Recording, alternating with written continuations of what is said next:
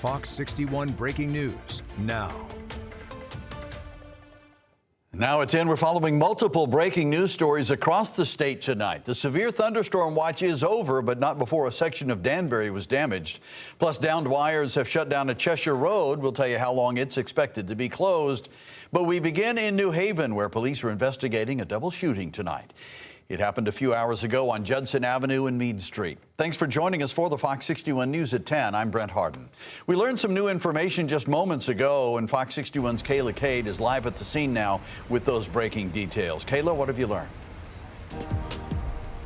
Yeah, that's right. We now know that one person actually two people are in the hospital. One person is in critical condition with life-threatening injuries, and the other one is in stable condition. But I've been out here and I've been seeing officers walk up and down the sidewalk with flashlights looking for evidence. And we also found out that just after 6:30 tonight, ShotSpotter actually alerted officers to gunshots in the area of 15 Judson Avenue, which you can also see them back there in the backyard of that house there, or between those houses right there, looking for evidence as well. Now, Assistant Chief Mamit Baktana says when officers arrived to the scene, they found a victim suffering from a gunshot wound. He was taken to the hospital and, like I said, currently in critical condition. There was also another victim who was walking himself to the hospital. He is in stable condition. Baktana says he is an adult male, but that's all she was able to tell us so far. Officers are here collecting evidence and talking with neighbors. This is the same area where officers responded to a double homicide a few weeks ago. And Baktana says they are working closely with their patrol division to try and develop any suspects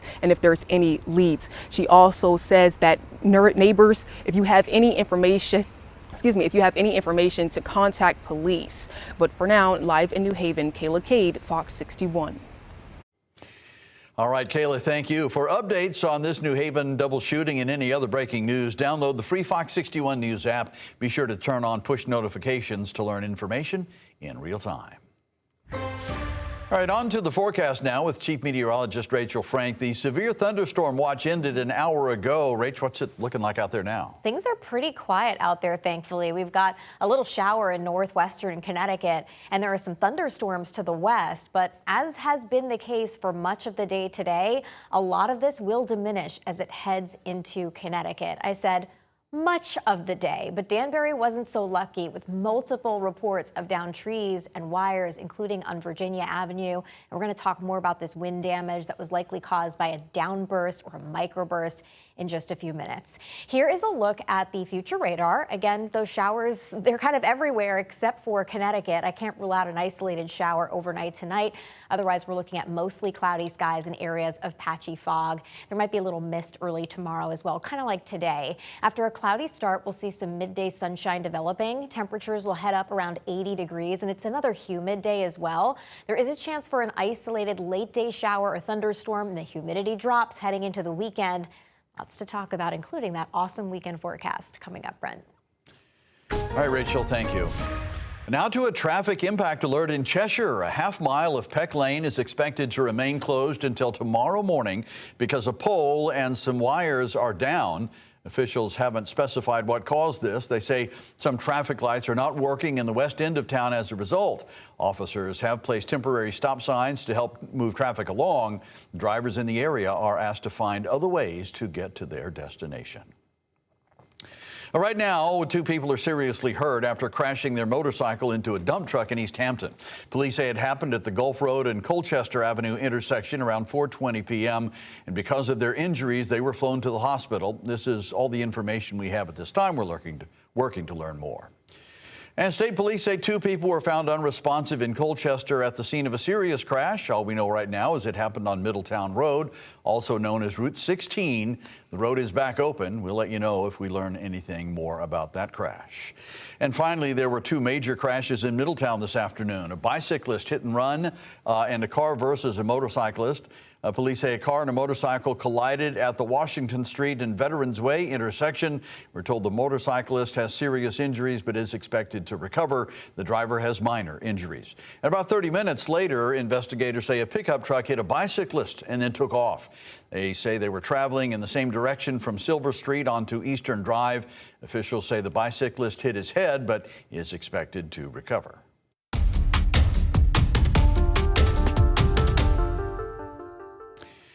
The future of those controversial automated license plate readers is being decided tonight by the Board of Aldermen in Milford. That meeting started at 7:30 and is still going on at this hour. Fox 61's Tim Lateau is live with the latest developments there. Tim. Hey, Brent, this has been a long meeting. The Board of Aldermen chose to go into recess, not an executive session yet. That's a possibility for tonight. If they do go into an executive session, then they could take a vote on what to do with those cameras. Some of the options on the table are to suspend the use of them, even terminate the contract with the company that operates them. No matter what, many people in Milford, though, disagree with the use of these cameras in town. I think crime has been pretty well handled by our police in this city for quite a while. I think they can continue to get by without the flock cameras and continue to use more traditional policing methods. These traffic enforcement and license plate reading cameras went into effect in May. Since then, there's been backlash from many people who live in Milford. They held a protest outside the town hall and auditorium Thursday night before more than 2 hours of public comment took place inside. We cannot guarantee that every future administration, every future police chief, or every future officer will exercise the same level of restraint. Mayor Richard Smith has claimed the cameras have defects, including errors in the locations and hours of enforcement, fines, recurring violations, and citations with leased and rented vehicles. Smith wants a more thorough review of the technology before allowing it to continue to be used. He's proposed the creation of a committee for that. Some at the meeting are still open to reviewing what can be improved with the cameras. It's like a water faucet in your house. The water faucet's leaking. Do you shut off your water main and have no water in your house? Or do you fix the broken faucet? And maybe there's something that needs to be fixed. We reached out to the tech company Ultimate for an interview. We did receive a reply with information addressing privacy concerns. It explains lawful drivers are never recorded, a designated municipal officer or employee must approve every citation before it's issued, and data is destroyed within 30 days of fine payment. So I don't see how this can actually improve policing in any way. It can only make us feel uncomfortable and unsafe. And so again, those aldermen are in a brief recess here for just a few minutes. There's still a possibility tonight that they go into executive session with their attorney and several other members of the city staff. That's not determined yet, but that is a possibility. I did speak with the mayor earlier today. He says he expects a very late meeting throughout the night. We'll keep you updated as we learn more. For now, live in Milford, Tim Lateau, Fox 61. All right, Tim, thank you. We have more questions tonight about the Beacon Apartments in Rocky Hill. State officials are taking another look at the property because people who live there continue to report problems. Fox 61's Priscilla Meza talked to a man who was about to call the Beacon home until he saw what was happening there. After seeing a report on conditions at the Beacon this month, Austin Villo says he started questioning whether he should move in. He had already been approved for an apartment and put down $300. But all of these, huh? Well, here's the deal. Yeah. If you're saying that you don't want to move forward with the application process, then yes, they'd like to have you trespass. So if I want to proceed, they're not going to trespass me and let me continue going. But if I don't, they're going to trespass me. They took us on a tour, and then everything was great. We got approved. I applied. We put down $300.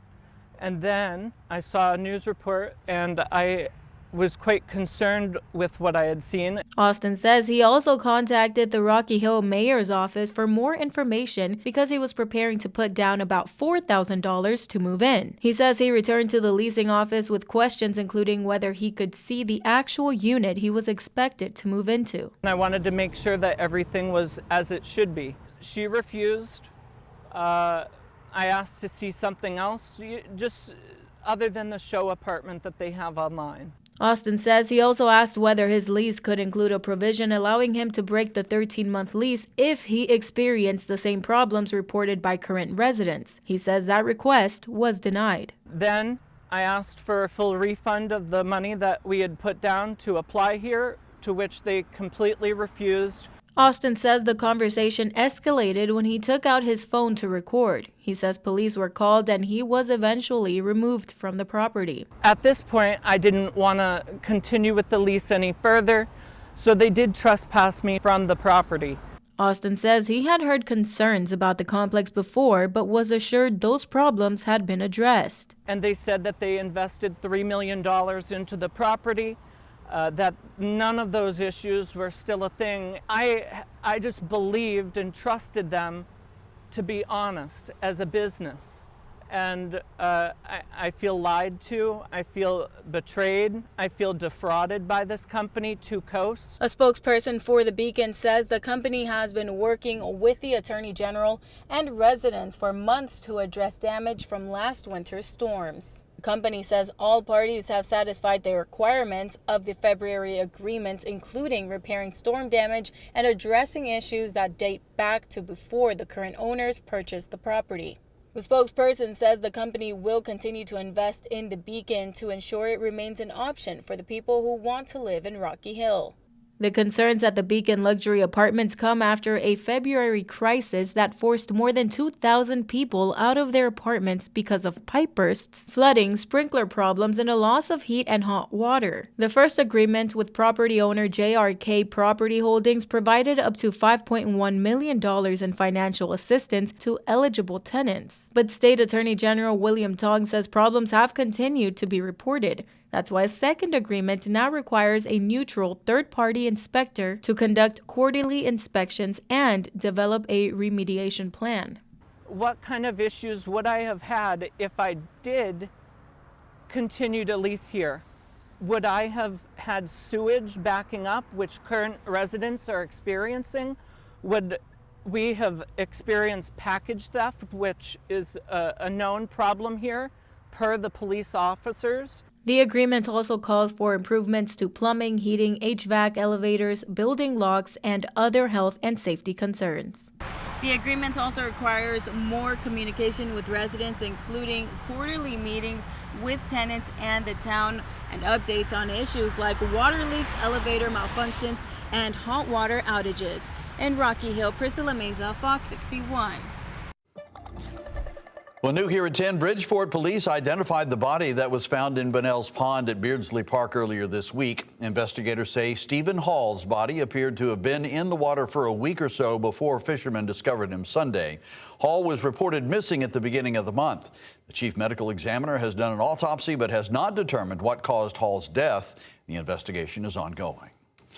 And we continue to follow that breaking news in New Haven, where 2 people were shot tonight in the area of Judson Avenue and Meade Street. We have a crew there gathering information, and we'll bring you more updates throughout the night.